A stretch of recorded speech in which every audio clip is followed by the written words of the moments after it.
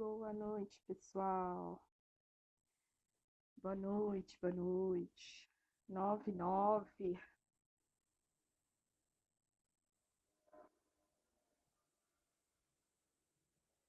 Boa noite, Marília.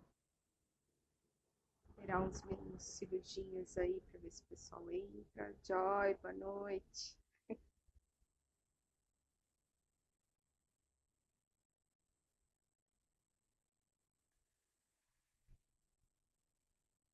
Boa noite, pessoal. Vamos lá? Ontem nós falamos sobre hidratação, falamos como a gente descobre aí que cálculo que precisa fazer para a gente descobrir se estamos nos hidratando de forma correta, se estamos tomando a quantidade que a gente precisa, né, de líquido, como saber se essa quantidade está certa, precisa melhorar. Falamos sobre as embalagens, falamos sobre o pH da água, quando vai comprar água, garrafinha, garrafona, o que a gente precisa observar, né? Então, o pH sempre de 8 para cima.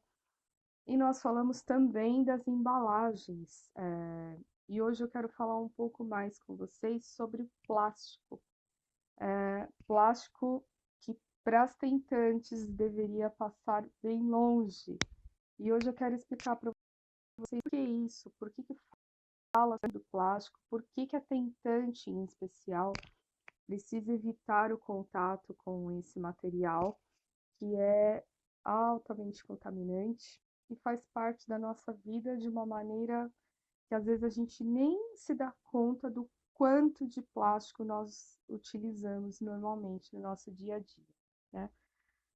Qual é o problema, o grande problema do plástico? O plástico ele tem um composto químico chamado bisfenol. O mais conhecido é o bisfenol A, que é o mais famoso. Mas eles têm vários tipos de bisfenol. Então, além do A, temos outras classificações também. O A é o mais famoso deles, é o que tem muita campanha falando para evitar. Tem produtos que já vem escrito no rótulo lá na embalagem, livre de bisfenol, mas o que é esse bisfenol? Por que não pode consumir? Por que não pode consumir nada que esteja em embalagem, né, que tem bisfenol? O que acontece? Então vamos lá. O bisfenol, esse composto químico que está presente em todos os produtos que têm plástico, ele é um desregulador hormonal. Então, ele tem uma composição muito próxima dos nossos hormônios femininos.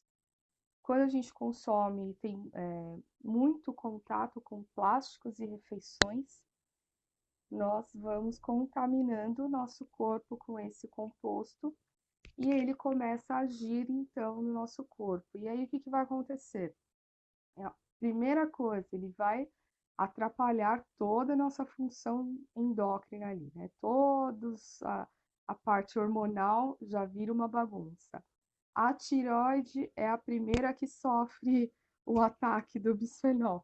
Ele começa a atrapalhar, a gente começa a ter alguns sintomas relacionados a hormônios, mas a gente nunca imagina que a porta de entrada dessa bagunça toda é aquele plastiquinho que a gente usa. Além dessa bagunça hormonal, de interferir na tireoide, existem outras doenças que são consequências do uso prolongado do plástico, que são consequências de um alto grau de contaminação de bisfenol no nosso corpo. Então, a gente tem endometriose, que pode sim ser um reflexo de alta dosagem de bisfenol no nosso corpo. Câncer, alguns tipos de câncer, alguns estudos mostram câncer de mama, de útero, com relação com o bisfenol. E o que mais pega para a gente aqui é a infertilidade. A quantidade de bisfenol muito alta no nosso corpo, ela afeta a nossa fertilidade. Então, se nós estamos aqui nos preparando, melhorando a nossa alimentação, melhorando as nossas escolhas, a gente precisa também tirar o plástico do nosso dia a dia. Que tipo de plástico que eu estou falando? Que tipo de plástico que vai fazer tão mal assim? Todo mundo aí tem, tenho certeza que todas vocês têm no armário da cozinha uma infinidade de pote plástico, todos os formatos possíveis, todas as cores, são super úteis, são, mas eles também têm esse composto químico que atrapalha tanto. Como que esse composto é ativado? Simplesmente por usar o plástico? Não. O plástico, quando ele sofre alteração de temperatura. Então, eu cozinhei, sei lá, o feijão e vou separar nos potinhos plásticos e vou guardar. Se é um pote plástico comum, quando ele aquece, ali com aquele feijão que eu coloquei, ele libera toxinas nesse alimento. Quando eu coloco no freezer, vou congelar para a semana toda, já mudou a temperatura novamente. Depois que eu tiro do freezer durante a semana, eu vou descongelar. Normalmente, o que o pessoal faz? Coloca no micro-ondas. Mais um aquecimento nesse plástico. E enquanto isso, vai liberando toxinas aí no nosso alimento. Quando você vai comer, tem o seu alimento e uma carga enorme de toxinas contaminando o nosso corpo. Quem trabalha normalmente tem o hábito de tomar aquele cafezinho, ou quando você vai, que eu acho um absurdo, você vai fazer um exame, no final do exame você ganha ali um café que está servido aonde? Em copo plástico. Lanchonetes, tem vários lugares que servem sempre bebida aquecida em copinho plástico. Toda vez que você consumir esse café, você está consumindo um café contaminado. O que mais que tem esse contato? Copinho plástico, aqueles talheres, festa. Quantas festas você já fez e serviu refeições, um churrasco, alguma refeição com talher de plástico? Esse talher não vai mudar a temperatura dele como mudaria um potinho dentro do micro-ondas. Mas você concorda que ali, se você está consumindo uma comida quente com esse talher, ele vai acabar mudando um pouquinho a temperatura da temperatura ambiente para vai aquecer um pouquinho mais. Ele está sofrendo alteração de temperatura. Ele vai liberar. Os famosos canudinhos são riquíssimos em bisfenol. As garrafinhas plásticas, a gente tem, ontem eu falei bastante disso, a gente tem o costume de deixar garrafinha plástica dentro do carro. Não tomo água gelada, minha água é a temperatura ambiente, então não tem problema usar garrafinha plástica. Depende onde você vai deixar essa garrafinha. Se a gente deixa ela no carro, ela aquece, já mudou a temperatura. Quando você vai tomar essa água, a água está contaminada. Não tem jeito. Ontem eu falei para vocês das garrafinhas de água, que eu não deixo no carro, eu carrego sempre na bolsa, então não tem problema. E o transporte lá da fábrica até o local que você comprou? Será que não teve alteração de temperatura? Não pegou um sol nesse caminhão, ou dos transportes lá do mercado que você comprou, por exemplo, até a sua casa, estava uma temperatura tranquila, estava muito calor, acabou aquecendo um pouco essa garrafinha, já foi o suficiente para contaminar a sua água. E aí, ao invés de tomar a água, eliminar as toxinas, você está trazendo a água com toxinas, quer dizer, só vai aumentando o nosso problema, não vai resolver. Os potinhos são os piores, né? Eu trabalho fora, Camila, eu levo marmita. E aí, como é que eu vou fazer? Não posso mais levar o pote plástico? Pode. Se não tiver outra opção, você vai usar o pote plástico, mas tem sempre uma opção melhor. Então, por exemplo, os potes de vidro, em geral, a tampa é de silicone ou mesmo que ela for de plástico, o contato com o alimento já é muito menor do que o plástico, né, o potinho todo ser de plástico. Temos em casa, principalmente, a opção dos potinhos de cerâmica, são muito bons. Em alguns casos tem o de aço inox, que também não tem problema, pode usar. Os de alumínio a gente evita um pouco porque acaba contaminando também metal pesado, é melhor evitar. Mas então a gente tem a opção de vidro, de silicone, tem algumas opções hoje no mercado de copinho de silicone. Você dobra, põe na bolsa e na hora de usar, você puxa, forma o copinho ali, você consome o que você precisa e tá tudo bem. Evita gerar lixo plástico, né, que aí é uma outra história que prejudica muito o meio ambiente, mas não é isso que a gente vai conversar agora. Não deixa de ser importante, mas não é isso que a gente precisa agora entender. O nosso foco é melhorar a nossa fertilidade, é melhorar o nosso corpo para gerar um bebê. Não precisamos de toxinas no nosso corpo para gerar um bebê, certo? Saudável. Então, primeira coisa, elimina. Ah, eu não tenho dinheiro agora para eliminar tudo de uma vez.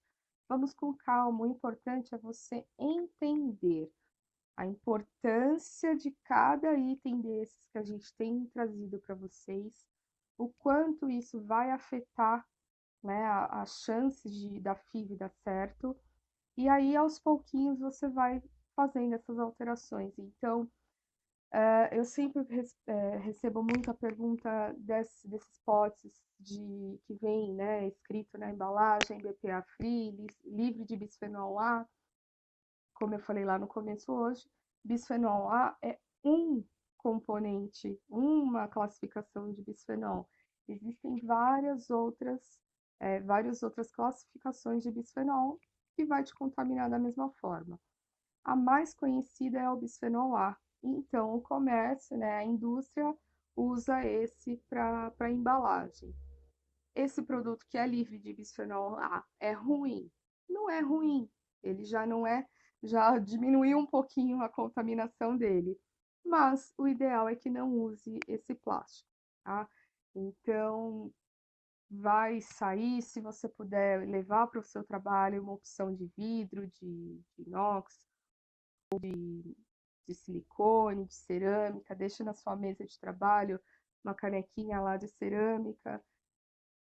As mulheradas aí, a mulherada que está em fase de FIV, né, de já em processo ou fazendo exames para uma FIV, então além do copinho plástico, a gente precisa diminuir a dosagem dessa cafeína. Vamos conversar depois com calma sobre isso, mas é importante lembrar.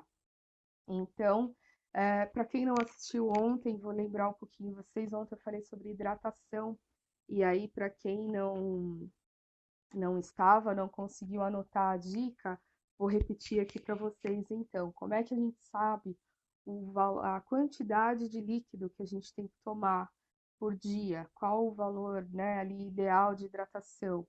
Então, tem uma continha que você faz para saber a sua hidratação se está certa ou se precisa melhorar.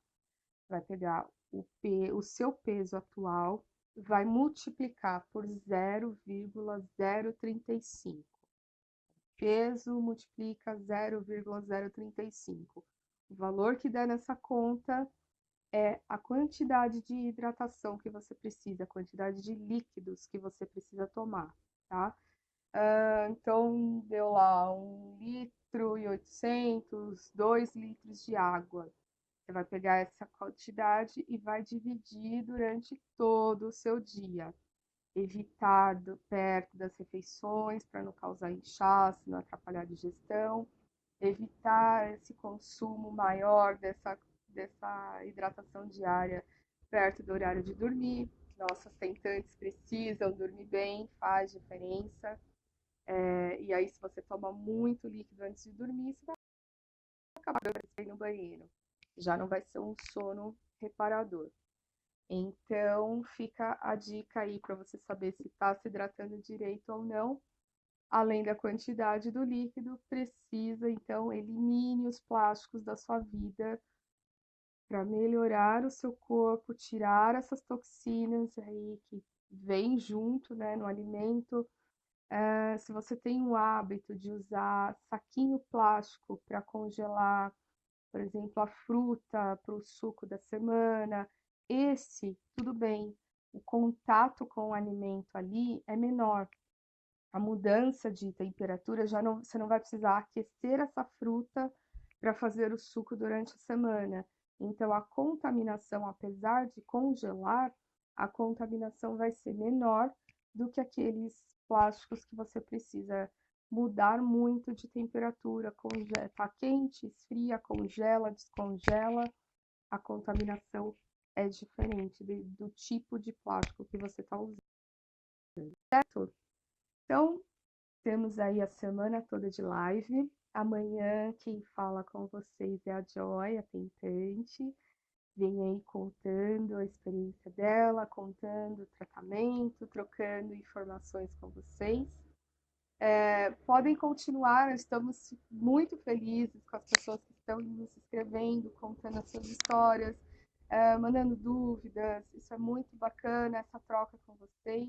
E nós estamos aqui realmente para isso, para ajudá-las a turbinar esse corpo, a turbinar esse útero, chegar no positivo e em breve bebezinho no colo, como diz a nossa Joy.